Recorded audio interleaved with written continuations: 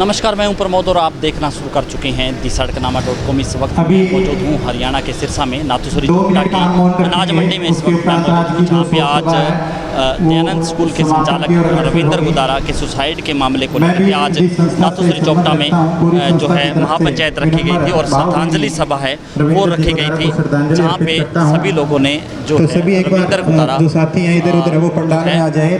करके श्रद्धांजलि दी है। उनकी जो है चित्र के आगे पुष्प जो है लेकर के उन्होंने जो है वो की है। और सीधी तस्वीरें हम आपको दिखा रहे हैं हरियाणा के सिरसा की नाथूसरी चोपटा की अनाज मंडी की तस्वीर, जहाँ पे सभी लोग हैं वो रविंद्र गुदारा के सुसाइड के बाद जो है उनको श्रद्धांजलि देने पहुँचे हैं। और उन्होंने मांग की है कि सभी जो आरोपी है उनकी गिरफ्तारी होनी चाहिए। जब तक उनकी गिरफ्तारी नहीं होती तब तक वो जो लोग हैं वो चाहे किसी भी अधिकारी का घेराव करने की बात हो, चाहे किसी भी अधिकारी से मिलने की बात हो, तो वो सभी जो लोग हैं वो एकत्रित रहेंगे। सभी ने जो है हाथ खड़े करके जो है इस पे सहमति जताई है और ये भी कहा है कि इस पूरे मामले को लेकर के एक कमेटी का गठन किया जाएगा। जो कमेटी है वो इस पूरे मामले को लेकर के चाहे आरोपियों को जो है आरोपियों के खिलाफ कार्रवाई को लेकर के चाहे जो है विभिन्न जो चाहे अधिकारियों से मिलने की बात हो, तो वही कमेटी है वो इस पूरे मामले को लेकर के रविंद्र गुदारा के परिवार के लोगों को न्याय दिलाने की जो है मांग है वो करेंगी। यहाँ पे इकट्ठे हुए हैं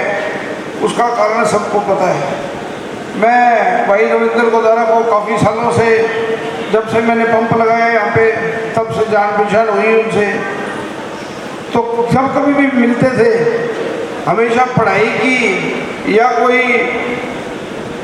अपने समाज को कैसे आगे लेके जा सकते हैं, सिर्फ उसी की बातें करते थे। हमारे को और हमारे इस एरिया को एक बहुत बड़ा क्षति हुई है जो कभी भी शायद पूरी ना हो। मैं भगवान से प्रार्थना करूँगा कि वो इनको अपने चरणों में जगह दे। और जो भी इस,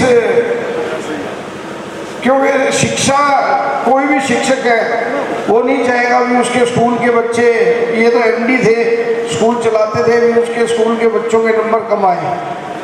किसी कारणवश अगर किसी बच्चे के नंबर कम आए तो ये कोई तरीका नहीं होता जो भी तरीका उन भाइयों ने अपनाया।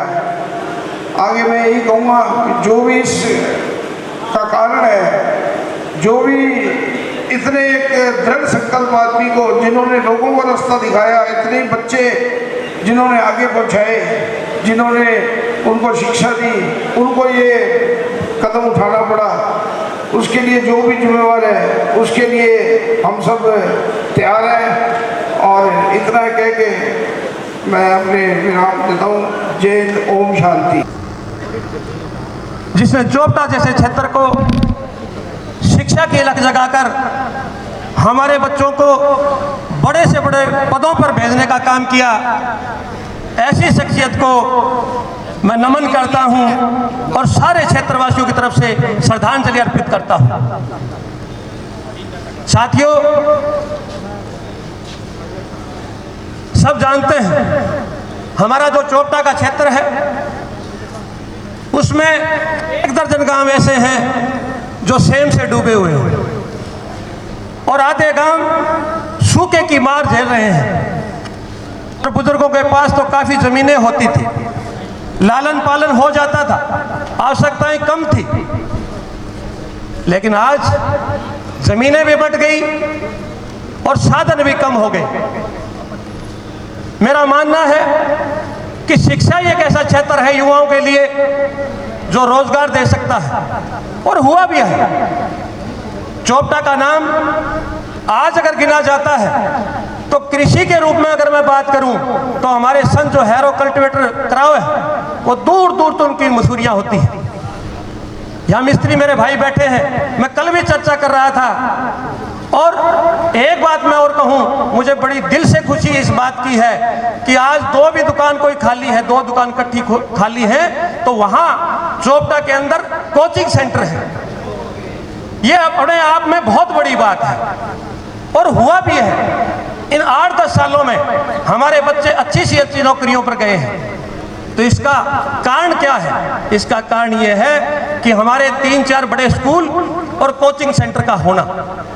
और इसके साथ साथ हम बच्चे आज जो सरकारी स्कूलों में भी टीचर हैं वो भी बड़ी तमन्नता से, गहराई से ऐसे मानते हैं कि हमारे बच्चे हैं उनको पढ़ा रहे हैं। और वाकई में काबिल तारीफ है उस शिक्षाविदों को जिन्होंने इस क्षेत्र को आगे लाने का काम किया है।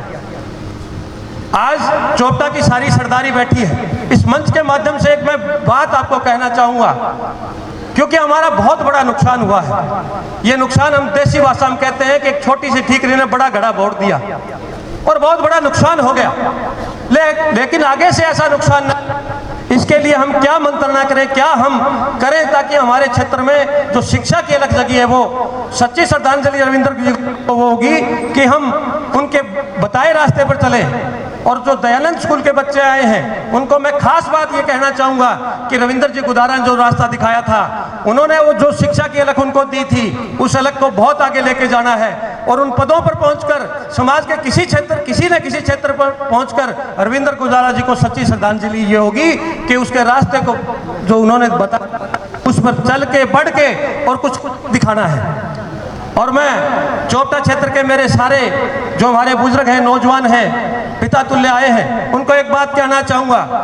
पुराना समय याद कीजिए। मेरा समय नहीं, आपका समय जब पढ़ते थे तो टीचर इतनी पिटाई कर दिया करते थे कि पहले तो टीचर से पीटा जाता था और उसके बाद में घर वाले बिना पूछे पीटते कि टीचर ने पीटा है तो कुछ ने कुछ कसूर किया होगा। और आज छोटी छोटी बातों का हम उड़ाना लेकर स्कूलों में जाते हैं। जो टीचर होते हैं वो बच्चे को पढ़ाते हैं। जो अभी मंच के माध्यम से कहा जा रहा था कि घड़ा होता है, घड़े को जो बनाने वाला वो फोड़ना नहीं चाहता, वो चाहता है कि घड़ा मेरा सुंदर हो, उसमें पानी ठंडा हो और उसको हर आदमी पिए। तो मैं चाहूँगा भी कोई स्कूल का विषय आए, सबसे बड़ा हमारा मंदिर है तो स्कूल है। और मैं अंत में यही कहना चाहूँगा कि जिन लोगों की वजह से ये इतनी बड़ी घटना हुई है, समाज के सारे लोग इसका बहिष्कार करें और उस पवित्र आत्मा को शांति तब आएगी जब उन दोषियों को सलाखों के पीछे भेजेंगे। तो एक युग, एक जो हमारा क्षेत्र बिल्कुल वीरानी क्षेत्र था, टिब्बों का क्षेत्र था, उसके अंदर शिक्षा की सबसे बड़ी कमी थी। हिसार जिले से आकर ये क्षेत्र शिक्षा के क्षेत्र में सबसे मुश्किल क्षेत्र था। यहाँ प्राइवेट स्कूल का कामयाब होना भी बहुत मुश्किल था। लेकिन छोटे भाई रविंद्र ने जो मेहनत करी और जो ताकत दिखाई, कल हम उनके घर भी गए थे, परिवार भी बहुत शरीफ, और उन्होंने जब हमने इंसाफ की बात की तो उन्होंने कहा मारा कोनी थारो, यानी बिंग इंसाफ की लड़ाई। जो रविंद्र जी ने वीडियो के लास्ट में आप लोगों के लिए शब्द कहे वो ध्यान से सुने। उन्होंने कहा कि मुझे मेरे क्षेत्र के लोगों पर भरोसा है कि वो मुझे इंसाफ दिलाएंगे। तो आज इस पूरे क्षेत्र के लोगों को, उनके स्टूडेंटों को और हर आदमी जिसका बच्चा पढ़ा या नहीं पढ़ा, हमारी सबकी जिम्मेवारी बनती है कि उनकी एक कत्ल तो जब हुआ जब उन्हें मानसिक प्रताड़ित किया गया, और दूसरा कत्ल उनका हम लोगों द्वारा होगा यदि हम उन्हें इंसाफ नहीं दिला पाए। हम लोगों से बहुत ज़्यादा उम्मीद करके गए हैं। तो एसपी हनुमानगढ़ से भी हमारी कल मुलाकात हुई, भादरा के विधायक से भी हुई, तो उसमें एक उन लोगों ने आप लोगों से अपील करी है कि आपके पास इस केस के मामले में कोई छोटा सा भी सबूत हो आरोपियों के खिलाफ, किसी के पास ब्लैकमेलिंग इन आरोपियों के खिलाफ प्रूफ हो, तो वो अपने घर में ना रखें।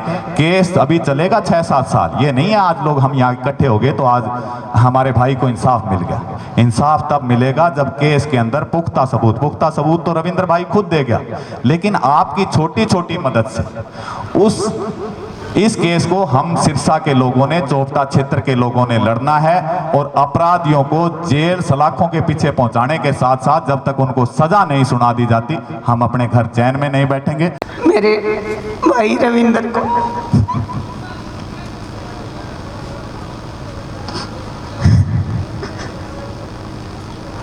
मैं आप सबसे अपील करती हूँ कि आज भाई रविंद्र का पूरा परिवार बैठा है। अगर रविंद्र को अगर न्याय नहीं मिला तो ये सभाएं बिल्कुल गलत है। आज वो शिक्षा के स्तर पर एक शिक्षा देने वाले टीचर को अगर इतनी हरासमेंट करता है तो हम क्या हैं? जो सामने बैठी इतनी सभा के अंदर अकेला रविंद्र नहीं है, हम लोग भी हैं उसके साथ। भाई रविंद्र को न्याय मिलना चाहिए और एक राजनीति से परे होके हम सब भाई रविंद्र का साथ थे। वो तो वापस नहीं आएगा, पर उसकी आत्मा। और मैं आप सभी साथियों से एक प्रतिज्ञा चाहूँगा कि आप हाथ उठा करके बताओ कि जब तक रविंद्र जी को न्याय नहीं मिलेगा हम सभी चैन से नहीं बैठेंगे। हम सब इसके लिए तैयार हैं, पर जब तक दोषियों को सजा नहीं मिलेगी हम कोई साथी चैन से नहीं बैठेंगे।